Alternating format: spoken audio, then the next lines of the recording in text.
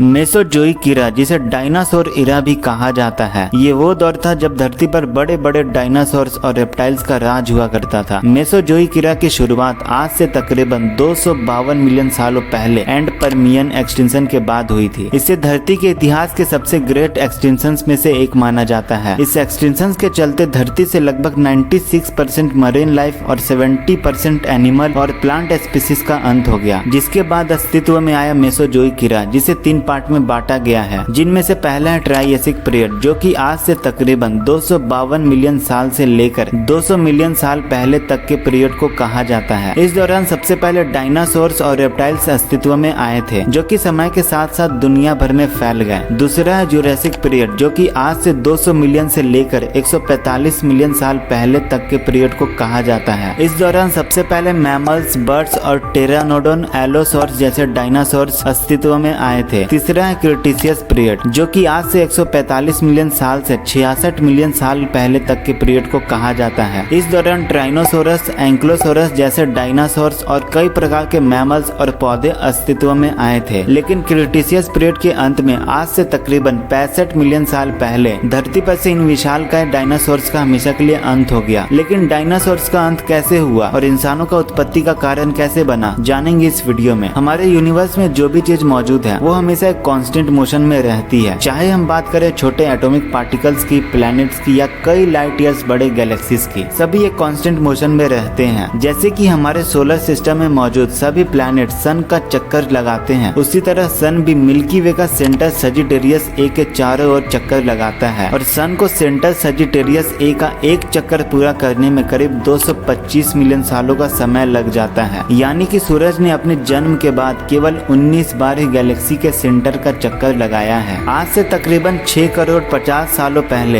एक एस्टेरॉइड जो धरती की तरफ बढ़ रहा था, धरती के ग्रेविटेशनल फील्ड में घुसते ही इसका रफ्तार तेज हो गया और हर सेकंड वो करीब होता गया। लगभग 70,000 किलोमीटर प्रति घंटे के रफ्तार से ये धरती के वायुमंडल में प्रवेश करता है। धरती के वायुमंडल में घुसते ही फ्रिक्शन की वजह से ये आग का गोला बन गया। इसकी चमक इतनी ज्यादा थी कि इसके 800 किलोमीटर के रेडियस में आने वाले जीव अंधे हो गए। ये जीव इसे देख नहीं पा रहे थे, लेकिन उसे महसूस कर सकते थे। अब एस्टेरॉइड जमीन से टकराता है और एक बहुत ही भयंकर विस्फोट होता है। ये टक्कर हिरोशिमा पर गिराए गए एटम बम से लगभग 10 अरब गुना ज्यादा शक्तिशाली था। इस एस्टेरॉइड के धरती से टकराने के बाद ही सैकड़ों किलोमीटर दूर तक आग का गोला फैल गया था, जिसने अपने रास्ते में आने वाले सभी तरह के जीवों को तुरंत ही राख में बदल दिया। इस टक्कर से समुद्र में कई मीटर ऊंची खतरनाक लहरें उठी, जिसने आधी दुनिया में तबाही मचा दी थी। इस टक्कर के बाद निकले धूल और राख आसमान में फैल गए, जिसके कारण हमारे धरती का वायुमंडल कई सालों तक गैस और डस्ट से पूरी तरह ढक गया, जिससे हमारे सूरज से आने वाली सन रे धरती की सतह तक पहुंचना बंद हो गई, जिसने धरती के फूड चेन को इम्बैलेंस कर दिया था। साथ ही इसकी वजह से हमारी धरती का तापमान कई डिग्री सेल्सियस तक गिर गया। अचानक आए इस महाविनाश की वजह से जीव जंतु और पौधों की कई प्रजातियां तुरंत ही नष्ट हो गई। 15 सालों के बाद धीरे धीरे पृथ्वी के वायुमंडल से गैस और डस्ट साफ हुआ और सन रे धरती तक पहुंचने लगी। लेकिन उसके बाद ग्रीन हाउस गैसेस, जो कि पृथ्वी के वायुमंडल में पहुंच गई थी, उसने पृथ्वी को अचानक बहुत गर्म करना शुरू कर दिया। तापमान में आई इस भयानक उतार चढ़ाव से कई और प्रजातियों को नष्ट कर दिया। इस मास एक्सटिंक्शन की घटना को क्रिटेशियस पैलोजिन एक्सटिंक्शन इवेंट के नाम से जाना जाता है। इस भयानक तबाही के चलते धरती पर रहने वाले तकरीबन 75% एनिमल और प्लांट स्पीसीज हमेशा के लिए विलुप्त हो गए। धरती पर रहने वाले 25 केजी से ज्यादा वजन वाले जीव का खात्मा हो गया। साथ ही पेड़ पौधों की कई प्रजातियां भी विलुप्त हो गई। पर इस भयानक तबाही के बावजूद कुछ छोटे मैमल्स यानी कि स्तनधारी जीव और उड़ने वाले डायनासोर अपने आप को बचाने में कामयाब रहे। आपकी जानकारी के लिए बता दूं गाइस कि डायनासोर्स अंडे देते थे, लेकिन मैमल्स अंडे नहीं देते हैं। हम इंसान भी एक मैमल्स हैं। ये मैमल्स काफी छोटे थे, जो काफी हद तक आज के चूहे की तरह दिखाई देते थे। विशाल डायनासोर्स और दूसरे खतरनाक जीवों से बचने के लिए इन्होंने जमीन के नीचे रहना शुरू कर दिया। ये जीव बाद में जाकर आज के आधुनिक मैमल्स के रूप में इवॉल्व हुए, जिनमें होमो सेपियंस भी शामिल हैं। पर इन मैमल्स के साथ ही कुछ उड़ने वाले डायनासोर्स भी अपने आप को इस भयानक तबाही से बचाने में कामयाब रहे। पर इवॉल्व होने का ये प्रोसेस इतना भी आसान नहीं था, बल्कि कई अहम चरणों से होकर गुजरा था। हालांकि अमेरिका के Denver museum of nature and science के साइंटिस्ट ने सेंट्रल कोलोराडो के कोरल ब्लफ से पौधों और जानवरों के कई रेयर फॉसिल्स को इकट्ठा किया। इन रेयर फॉसिल्स का निर्माण डायनो किलिंग एस्टेरॉइड के धरती से टकराने के बाद मास एक्सटिंक्शन की वजह से हुआ था। साइंटिस्ट ने इन फॉसिल फॉसिल्स का कई सालों तक रिसर्च किया, जिससे उन्हें मास एक्सटिंक्शन और उसके बाद हुए जीवों के इवोल्यूशन से जुड़ी कई जानकारियां मिली। जिसके बाद साइंटिस्ट का कहना है कि एस्टेरॉयड के पृथ्वी से टकराने के तुरंत बाद धरती का वायुमंडल कई किलोमीटर मोटे धूल और राख के चादर से ढक गया था, जिसने कई सालों तक सूर्य की किरणों को जमीन में पड़ने नहीं दिया। इसकी वजह से धूप पर निर्भर रहने वाले पेड़ पौधे कुछ ही दिनों में मर गए। इसकी वजह से धरती पर खाने का संकट पैदा हो गया और धीरे धीरे सभी जीव जंतु मरने लगे। धरती पर जीवन को दोबारा फलने फूलने में काफी समय लगा। एस्टेरॉयड के टकराने के करीब 1 लाख साल बाद जंगल में ताड़ के पेड़ों का विस्तार हो गया था और छोटे चूहे जैसे दिखने वाले मैमल्स का वजन नॉर्थ अमेरिका में पाए जाने वाले रैकून के बराबर हो गया था, लगभग 5 से 16 केजी तक। इससे करीब 3 लाख साल के बाद अखरोट के पेड़ों की विविधता शुरू हो गई। तब सबसे बड़े मैमल्स बीवर के साइज के हो गए थे। ये मैमल्स पेड़ों पर विकसित हो रहे थे, जहाँ धीरे धीरे इन्होंने 2 पैरों पर चलना शुरू किया। फॉसिल्स का रिकॉर्ड दिखाता है कि 7 लाख साल पहले फलदार पौधों की उत्पत्ति हो गई थी और ये धरती के एक बड़े हिस्से में फैल गए थे। इसके साथ ही 2 सबसे विशाल मैमल्स भी इसी दौर में नजर आने शुरू हुए। इनका वजन करीब 50 किलो और साइज भेड़िए के बराबर था। ये उन जीवों से करीब 100 गुना भारी थे जो डायनो किलिंग एस्टेरॉयड के धरती पर टकराने के बाद जिंदा बचे थे। देखा जाए तो ये बहुत तेज विकास था। इसके पीछे कई वजह हो सकती है, जैसे कि उस समय उपलब्ध भोजन, उस वक्त तक फल देने वाले पौधे जिन्हें लिग्यूम प्लैनेट्स भी कहा जाता था। एक वजह यह भी हो सकता है कि इन पौधों से मैमल्स को ज्यादा प्रोटीन मिल रहा था, जिसकी वजह से इनका साइज बढ़ रहा था और साथ ही इनके ब्रेन का भी विकास हो रहा था। आज दिखने वाले सारे मैमल्स ऐसे जीव हैं जिनका विकास उन जीवों से हुआ है जो विलुप्त होने से बच गए थे। सो गाइस, आज के लिए इतना ही। हाँ, तो मिलते हैं नेक्स्ट वीडियो में नेक्स्ट टॉपिक के साथ।